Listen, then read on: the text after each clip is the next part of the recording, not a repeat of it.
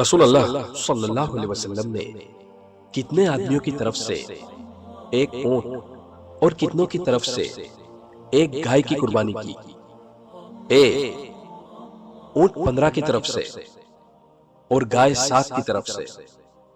Be, اونٹ 10 اور گائے 5۔ سی، اونٹ 12 اور گائے 7۔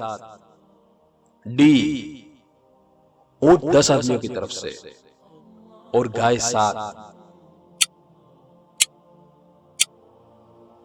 اور اس سوال کا صحیح جواب ہے ڈی، اونٹ 10 آدمیوں کی طرف سے اور گائے 7۔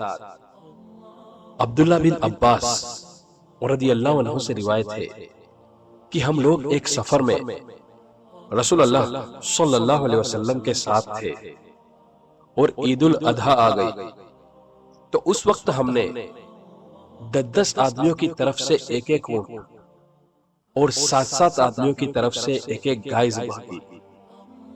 سنن ابن ماجہ، صحیح